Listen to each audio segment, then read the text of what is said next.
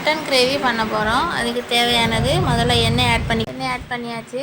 கடுகு போடுறோம், வத்தல் ஆட் பண்ணிக்கிறோம், கருவேப்பிலை, பட்டை, சோம்பு, கிராம்பு எல்லாம் ஆட் பண்ணிக்கிறோம். வெங்காயத்தை ஆட் பண்ணிக்கிறோம். வெங்காயம் ஆட் பண்ணிட்டு கொஞ்சம் கிளறி விட்டுக்கணும். கொஞ்சம் உப்பு ஆட் பண்ணிக்கிறோம். தக்காளி ஆட் பண்ணிக்கிறோம். தக்காளி ஆட் பண்ணிட்டு நல்லா கிளறி விடணும். கிளறி விட்டு கொஞ்சம் மூடி வைக்கணும். இஞ்சி பூண்டு ஆட் பண்ணிக்கிறோம். மட்டன் மசாலா சேர்த்துக்கிறோம். மஞ்சள் ஆட் பண்ணிக்கிறோம். கரம் மசாலா,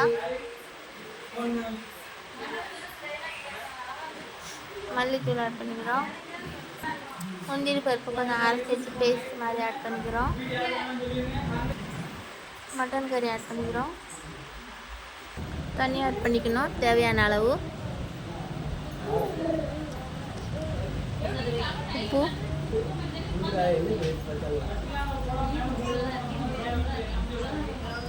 தேங்காய் ஆட் பண்ணிக்கிறோம். அரைச்சி வச்ச தேங்காய் சேர்த்துட்டு நல்லா கிளறி விட்டுக்கணும். கொதி வந்துருச்சு பாருங்கள். கொத்தமல்லி எல்லாம் ஆட் பண்ணிக்கிறோம்.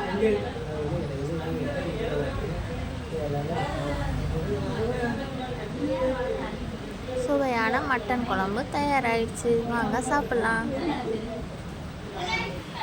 இந்த வீடியோ பிடிச்சிருந்தா மறக்காம சப்ஸ்கிரைப் பண்ணுங்க மக்களே.